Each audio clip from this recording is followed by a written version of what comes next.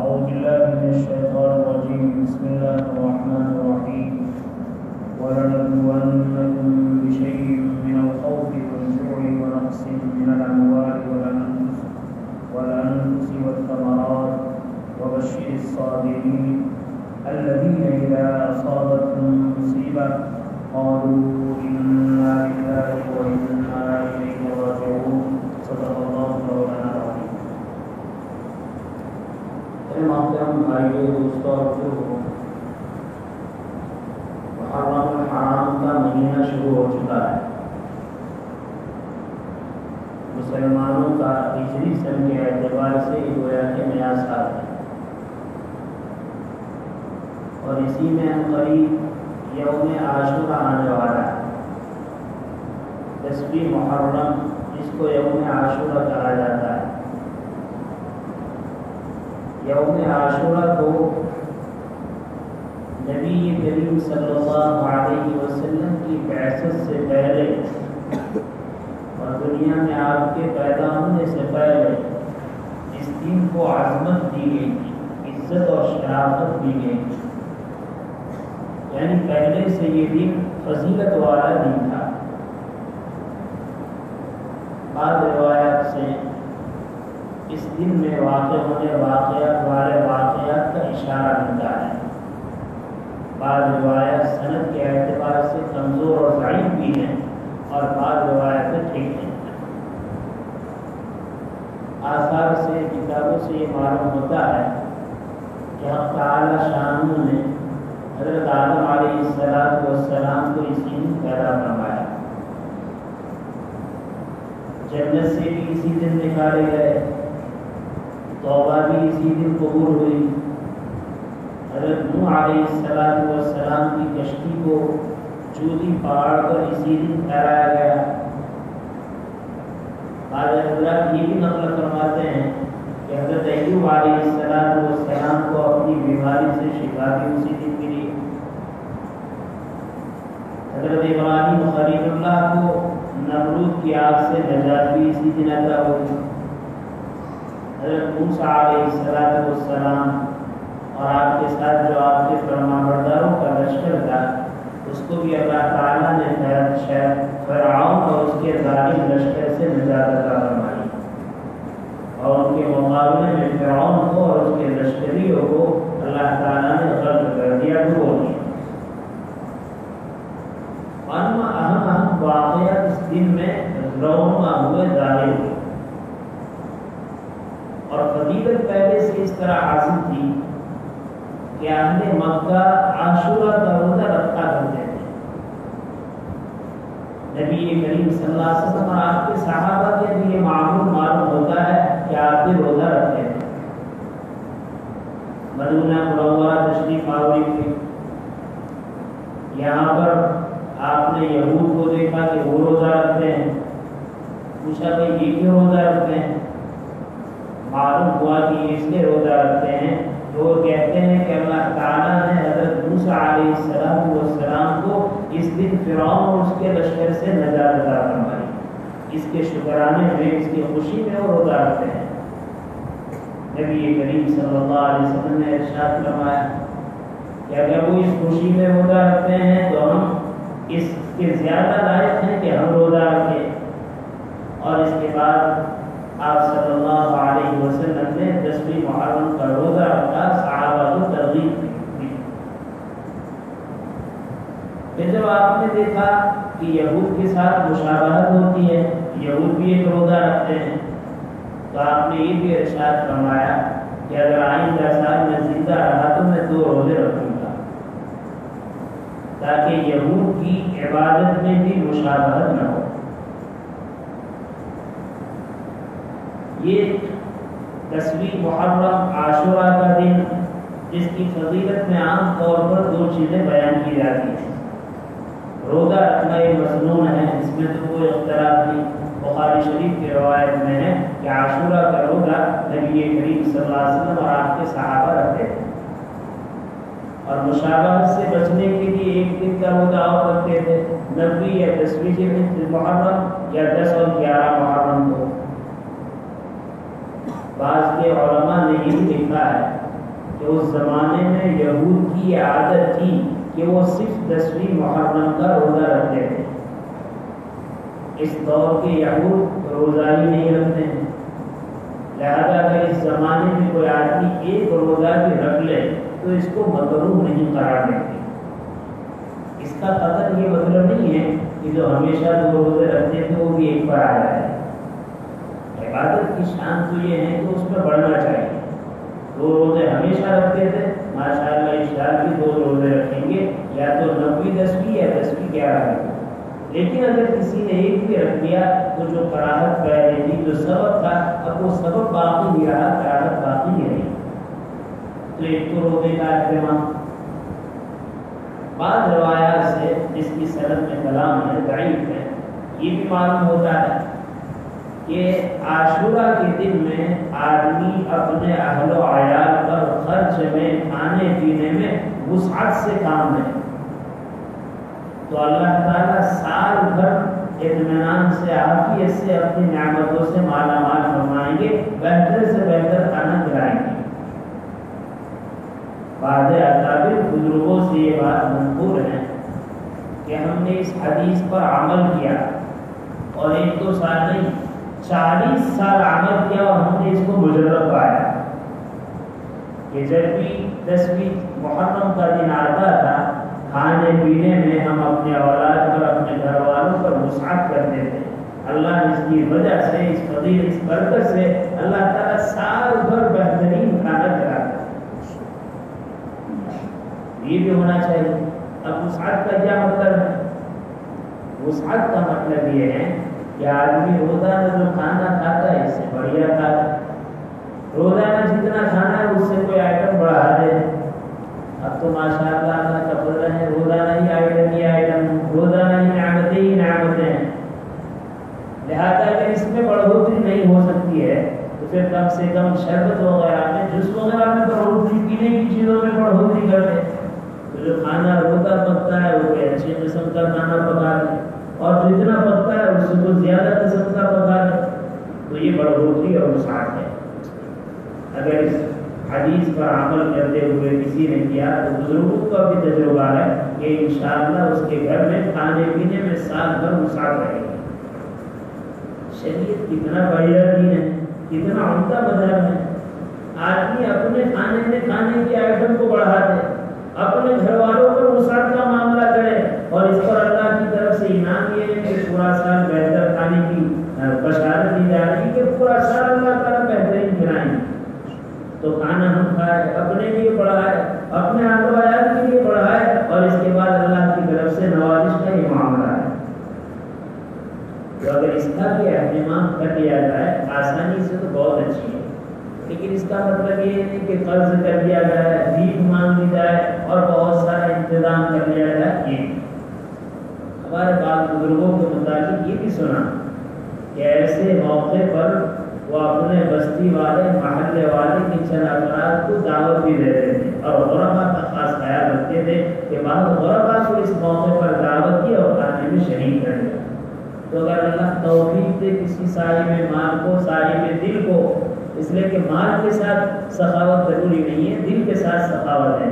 آدمی کا دل ہوتا ہے تو معمولی مالدار کی سخاوت کر لیتا ہے، اور آدمی کے پاس مال بہت زیادہ ہو لیکن دل نہ ہو تو اپنے بھائی کو گفٹ کھلانا وہ پسند نہیں کرتا. یہ بھی ہونا چاہیے کہ کھانے پینے میں وسعت کرے، پڑوس کے، محلے والے کے، غربا کا بھی خیال کرے. اب سوال یہ ہے، ایک حدیث سے تو معلوم ہوتا ہے کہ اس دن میں روزہ رکھنا اور فضیلت بھی ہے. 1 سال کے گناہوں کی مغفرت کا وعدہ ہے، 1 سال کے گناہ بخش دیے جائیں گے ایک روزے کا. تو ایک طرف تو روزے کا حکم ہے اور دوسری طرف کھانے پینے وسعت کا حکم ہے. آخر دونوں جمع کس طرح کریں گے؟ روزہ رکھیں گے تو کھانا پینا نہیں ہوگا، اور کھانا پینا ہوگا تو روزہ نہیں ہوگا. اللہ حضرات محدثین کو جزائے خیر دے، انہوں نے بتایا کہ دونوں حدیث کا منشا کیا ہے، مطلب کیا ہے، دونوں حدیث پر عمل کس طرح ہو سکتا ہے. بھائی گھر میں بچے بھی ہیں، بوڑھے بھی ہیں، بیمار بھی ہیں، ضعیف بھی ہیں، روزہ رکھنے والے، روزہ رکھنے کی عادت والے بھی ہیں، اور جس کو نفل روزہ رکھنے کی عادت نہیں وہ بھی ہیں. تو گھر میں جو چھوٹے ہیں، بیمار ہیں، معذور ہے یا روزہ نہیں رکھا ہے، وہ تو دوپہر کے کھانے پینے میں وہ ساتھ سے کام لے جائے، بہترین سے بہترین کھانا پکائے، خود بھی کھائے اور احباب کو بھی کھلائے۔ اور جو روزہ رکھنے کے عادی ہے وہ روزے کا اہتمام کرے، مسنون ہے، بہت اچھا ہے، اور روزہ رکھتے ہوئے افطار کے لیے بہترین انتظام کر دے کہ افطار کے موقع پر عام طور پر افطار میں جو کھانا تیار کیا جاتا ہے اس سے کچھ بڑا ہے، دونوں پر عمل ہو جائے گا، روزہ رکھنے والوں کے لیے روزے پر عمل ہو جائے گا، کھانے والوں کے لیے کھانے پر عمل ہو جائے گا۔ عام طور پر کہا تو یہ جاتا ہے کہ عورتیں کمزور ہیں، ضعیف ہیں، روزہ کم رکھتی ہے، مرد طاقتور ہے، روزہ زیادہ رکھتا ہے، لیکن دنیا کا مشاہدہ کچھ اور ہے۔ عام طور پر ہوتا یہ ہے کہ ہم مردوں کے مقابلے میں ہماری ماں بہنیں روزہ زیادہ رکھتی ہیں، گرچہ فضیلت ہے اس دن کھانے کی، لیکن وہ کھانے کی فضیلت افطاری سے بھی حاصل ہو سکتی ہے، لہذا بہت اچھی بات ہے کہ ہمارا ہر عاقل بالغ مرد، عاقل بالغ عورت جن کو کوئی بیماری نہیں ہے، پریشانی نہیں ہے، عذر نہیں ہے، اچھا ہے کہ وہ اس دن کے روزے کا اہتمام کرے، 9-10 کو 10-11 کو کم سے کم 10 کو ہی صحیح روزہ رکھے، تاکہ اتنی بڑی فضیلت، 1 سال کے گناہوں کی بخشش کا وعدہ، اتنی بڑی فضیلت ہمیں حاصل ہو جائے، ہم مالا مال ہو جائے۔ روزے کا بھی اہتمام ہو، کھانے کا بھی اہتمام۔ اس کے ساتھ ساتھ یہ مہینہ ایسا ہے جو مہینہ بعض مسلمان یہ خیال کرتے ہیں کہ یہ غم کا مہینہ ہے۔ شریعت کا مزاج یہ ہے کہ محرم کو اس نے ماتم کا اور غم کا مہینہ نہیں بنایا ہے۔ بھئی جس دن میں حضرت آدم علیہ السلام کی دعا قبول ہوئی ہو، اللہ نے جس دن میں ان کو پیدا کیا ہو، جس دن میں حضرت ایوب کو اپنی بیماری سے شفا حاصل ہوئی ہو، جس دن میں حضرت نوح علیہ السلام کی کشتی جودی پہاڑ پر ٹھہری ہوئی ہو، کیا یہ ایسی چیز ہے جس پر غم کیا جائے؟ تو آدمی کہہ سکتا ہے کہ اس دن میں حضرت حسین رضی اللہ تعالیٰ عنہ کی شہادت واقع ہوئی ہے، موت ہے، شہادت ہے۔ تو میرے بھائی، مسلمانوں کے لیے موت کوئی غم کی چیز نہیں ہے، مسلمانوں کے لیے تو موت سعادت کی چیز ہے، اور پھر وہ بھی جہاد کی موت، شہادت کی موت، اس سے بہتر موت کی کون ہو سکتی ہے مسلمان کی؟ اور حیرت کی بات ہے، جب محرم کا مہینہ آتا ہے تو ہمیں یہ تو معلوم ہے کہ 10ویں محرم کو حضرت حسین رضی اللہ تعالیٰ عنہ کی شہادت ہوئی، اور اس کو ہم غم کے طور پر لیتے بھی ہیں۔ ہمیں یہ بھی معلوم ہونا چاہیے کہ حضرات صحابہ رضی اللہ تعالیٰ عنہ میں ان کے مرتبے کے اعتبار سے درجہ ہے، اور درجے کے اعتبار سے سارے صحابہ رضی اللہ تعالیٰ عنہ میں سب سے بڑا درجہ حضرت ابو بکر صدیق رضی اللہ تعالیٰ عنہ، اور ان کے بعد حضرت فاروق اعظم عمر بن الخطاب رضی اللہ تعالیٰ عنہ کا ہے، سب سے بڑا درجہ ہے۔ ہمیں یہ تو معلوم ہے کہ 10ویں محرم کو حضرت حسین شہید ہوئے، لیکن ہم میں سے بہت کم کو یہ معلوم ہوگا کہ اس مہینے کی پہلی تاریخ کو خلیفہ مسلمین حضرت عمر بن الخطاب رضی اللہ تعالیٰ عنہ کی شہادت بھی ہوئی ہے۔ اب سوال ہوتا ہے، نبی کریم صلی اللہ علیہ وسلم دنیا سے تشریف لے گئے، صدیق اکبر کا انتقال ہوا، فاروق اعظم کی شہادت ہوئی، عثمان ابن عفان رضی اللہ تعالیٰ عنہ کی شہادت ہوئی، علی المرتضیٰ کی شہادت ہوئی، حضرت حسن کی شہادت ہوئی، لیکن اس کا تو ہمیں تاریخ کا بھی علم نہیں ہے، دن بھی معلوم نہیں ہے، وقت بھی معلوم نہیں، اور معلوم ہے تو حضرت حسین رضی اللہ تعالیٰ عنہ کی شہادت کا دن معلوم ہے۔ اگر شہادت کا دن ہونے کے ناطے یہ غم کا دن ہوتا تو اس سے بڑھ کر غم کا دن 2 ربیع الاول یا 1 ربیع الاول یا مشہور قول کے مطابق 12 ربیع الاول آپ صلی اللہ علیہ وسلم کی وفات کا دن ہوتا، صدیق اکبر کے انتقال کا دن ہوتا، عثمان بن نورین کے انتقال کا دن ہوتا، علی المرتضیٰ کے انتقال کے دن ہوتا، حضرت فاطمہ الزہرا کے انتقال کا دن ہوتا، اگر غم کا دن ہوتا۔ شریعت اسلام نے کسی کے انتقال پر اگر قریبی رشتہ دار عزیز ہے 3 دن سے زیادہ غم کو جائز نہیں رکھا،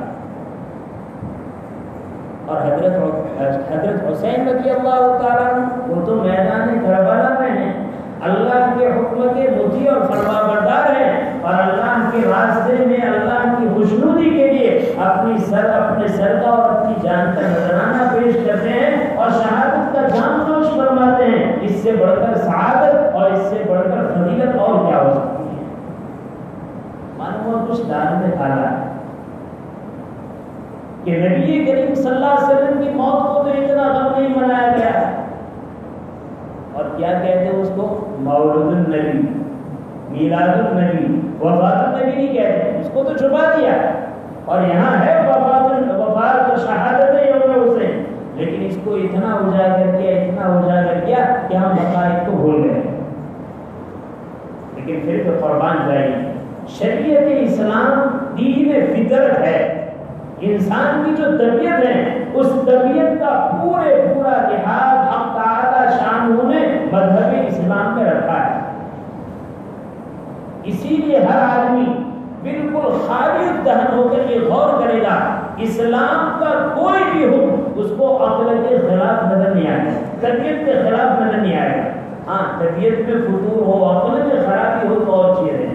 آدمی اگر چشمہ سرخ رنگ کا پہن لے تو ساری چیز اس کو لال نظر آتی ہے، سرخ نظر آتی ہے، اور ہرے رنگ کا پہن لے تو ساری چیز ہرے رنگ کی نظر آتی ہے۔ تو ایسا نہیں کہ وہ ساری ہری چیز ہے، اس کا چشمہ بگڑا ہوا ہے۔ بس اگر ہماری طبیعت بگڑی ہوئی ہے، ہمارا مزاج بگڑا ہوا ہے، ہماری عقل بگڑی ہوئی ہے، تو ہو سکتا ہے ہمیں شریعت کی بات سمجھ میں نہ آئے، ورنہ شریعت دین فطرت ہے، فطرت کا پورا لحاظ رکھا ہے۔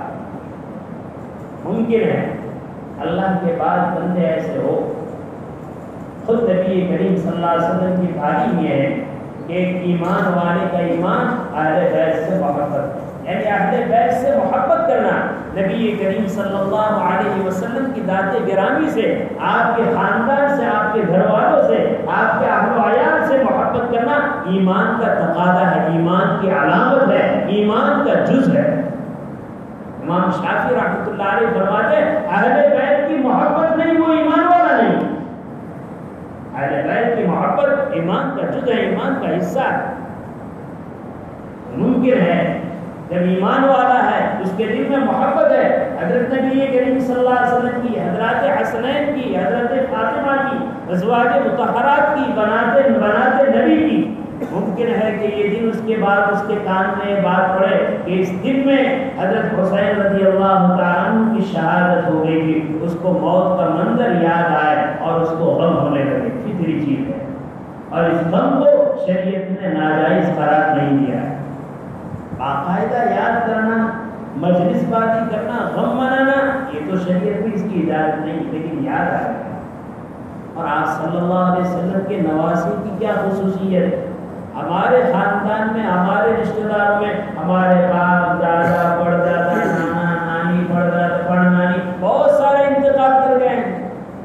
اگر ان کے انتقال کے بعد 4 سال کے بعد وہ دن آیا اور یاد آ گیا آج میرے والد کا انتقال ہوا اور اس کی آنکھوں سے آنسو بہہ پڑے، شریعت اسلام اس کو ناجائز قرار نہیں دے، بلکہ حدیث سے تو یہ معلوم ہوتا ہے کسی آدمی پر ایسی کوئی مصیبت آئی جس میں اس کا عزیز اور قریب انتقال کر گیا، پھر ایک عرصے کے بعد اس کو یاد کیا اور یاد کرنے کی وجہ سے اس کا دل بھر آیا، اس کی آنکھوں سے آنسو بہہ پڑے، تو جب پہلی مرتبہ یہ صدمہ ہوا تھا، یہ حادثہ پیش آیا تھا، اس حادثے پر اس نے انا للہ کہا تھا، اس انا للہ کہنے پر اللہ نے اس کو جو اجر و ثواب عطا فرمایا تھا، ایک لمبے زمانے کے بعد، ایک عرصے کے بعد اگر وہی مصیبت یاد آئی اور اس نے انا للہ کہا، آنکھوں سے آنسو بہائے، اللہ تعالیٰ وہی اجر عطا فرمائیں گے جو پہلے مرحلے میں آیا، جو عطا فرمائیں۔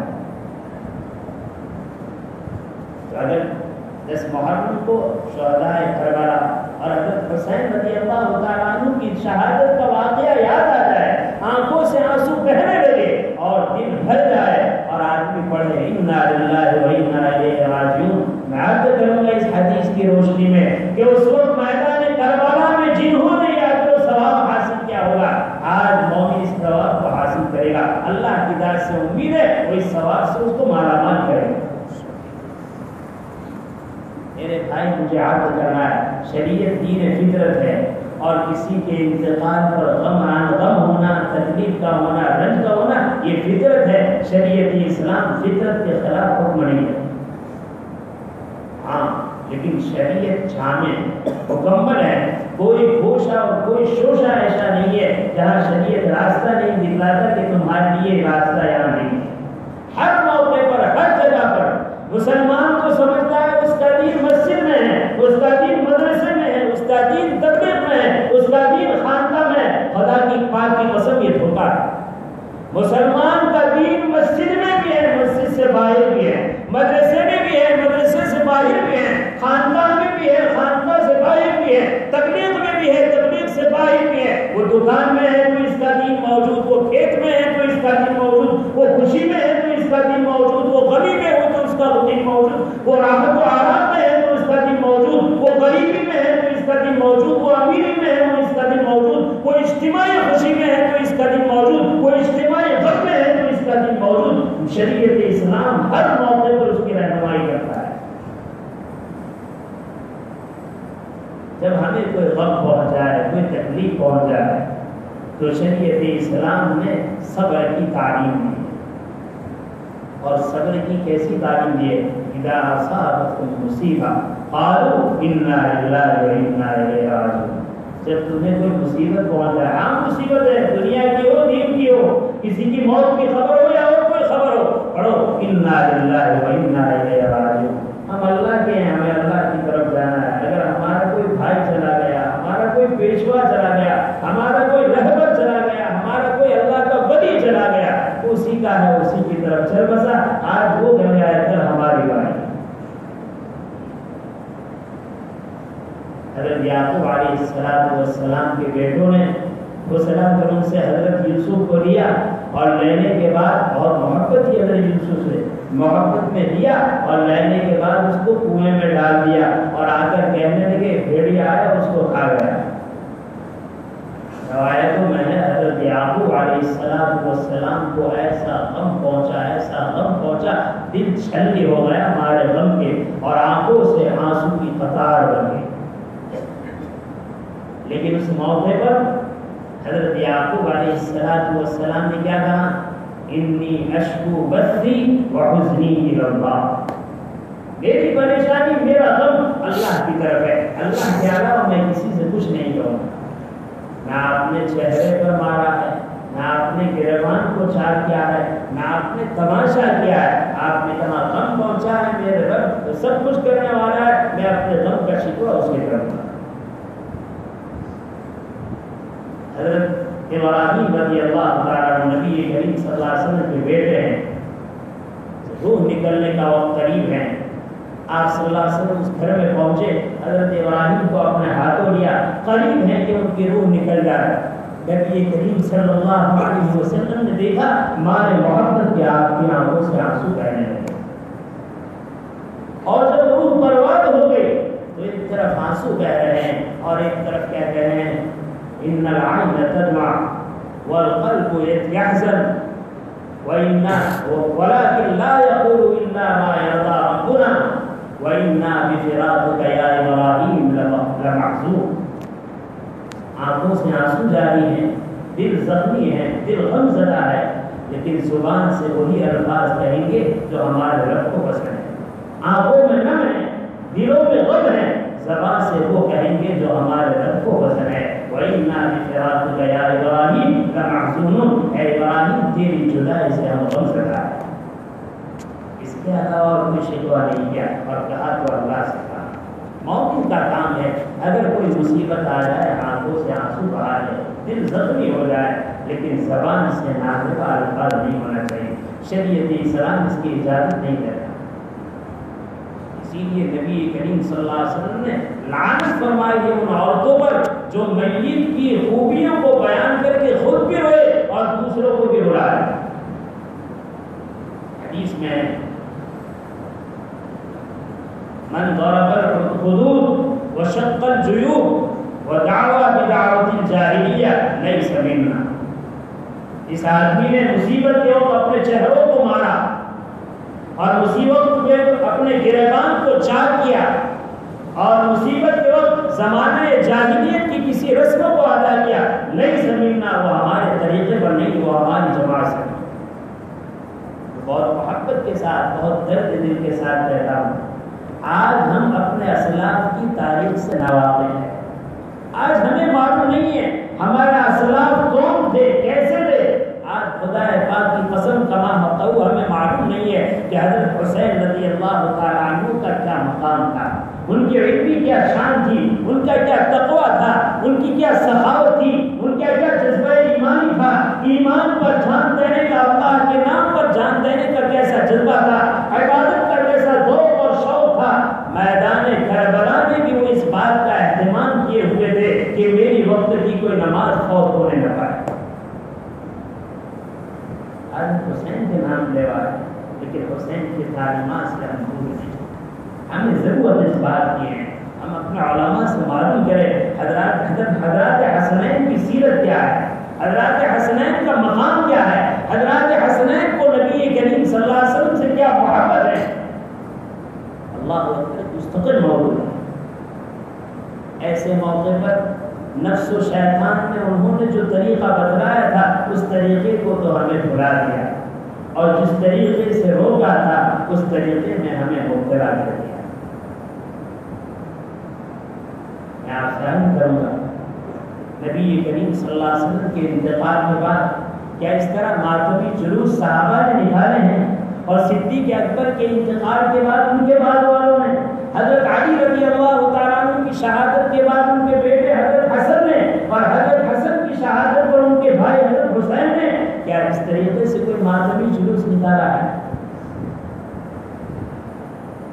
یہ تو ایسے کام ہیں، محبان حسین سے درد دل سے عرض ہے، یہ تو ہماری ایسی حرکت ہے کہ اتنے سالوں کے بعد ہم اپنی حرکتوں سے ان کی روح کو تکلیف پہنچائیں۔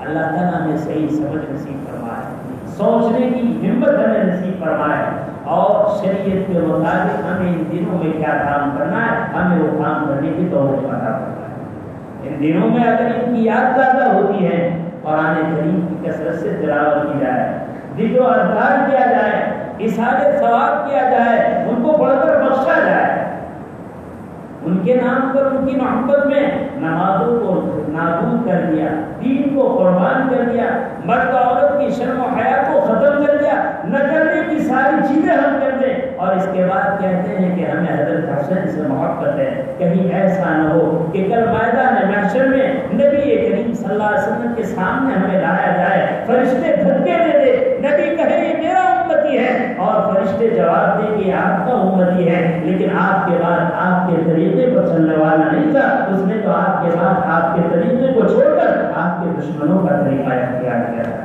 اللہ تعالیٰ اس میدان محشر کی اور قریب آپ صلی اللہ علیہ وسلم کے سامنے ایک ایک امتی کی رسوائی سے حفاظت فرمائے۔ آمین۔